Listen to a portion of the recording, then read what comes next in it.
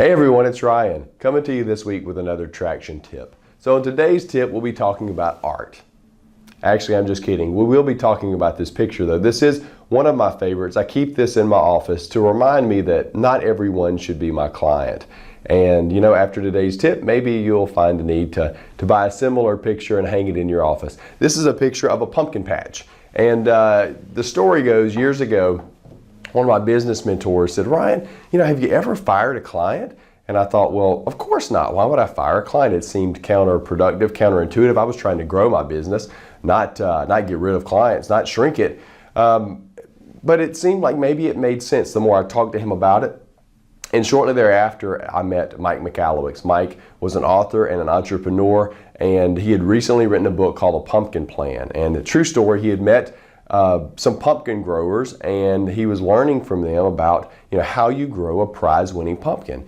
And he learned some things like you have to prune the vine, you have to sometimes cut away some smaller, less productive pumpkins to put all your effort, all your energy into the one primary prize pumpkin that you're trying to grow. He applied these to his business and saw great results. So I came back to our business and started looking at the same thing. Step one, and some of this is available, a spreadsheet template is available on Mike's website. I'll try to put a link in the blog article here to it. But step one, you need a list of all of your clients. So what I did, I opened our accounting program, I created an Excel spreadsheet export out of it, and I sorted all the customers, all the clients in order of how much they spent with me in the past 12 months. So I had this giant spreadsheet, it had 1,300 clients, and it sorted them, it ranked them in order of how much they spent with me in the past year. Then we had some columns that we added, things like cringe factor. When the phone rang and I looked down and saw them on the caller ID, was I happy or did it make me cringe a little bit? Other things like, did the clients pay on time? Were they good at referrals? Did they refer other people to you?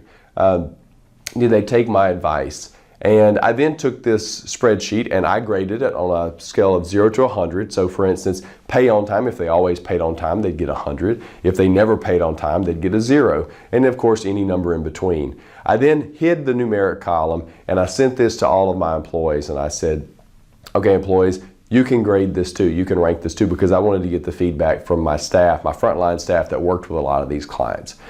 Do you know, when I got the spreadsheet back and started tallying the results, we basically gave each client a grade. If they got a score of 90 to 100, then they were an A client. If they were 80 to 90, they were a B client, and so on. What I found out is that my top 61 clients equaled about 88% of my total revenue. These were my A clients, the clients that I loved, that I wanted more of them. When I bumped that number up to about 200, 250 clients, it was 97% of my total revenue. That meant I had over 1,000 clients that generated only 3% of my revenue.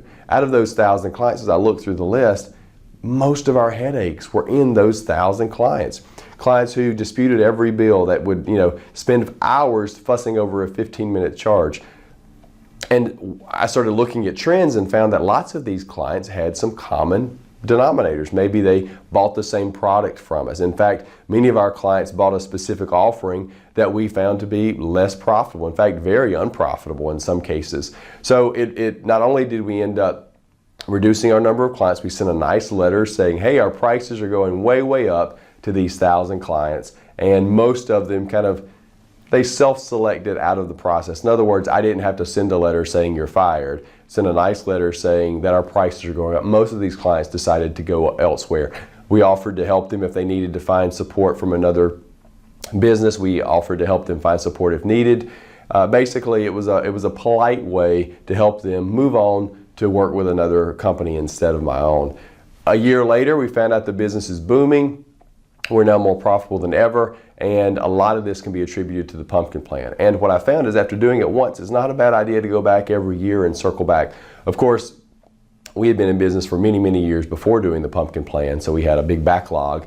So in future years, we expect it to be much smaller. But again, if you've never taken a look at your clients, or your offerings even for that matter, look at them, and for more information, I strongly recommend reading The Pumpkin Plan by Mike McAlowicz. Talk to you next time.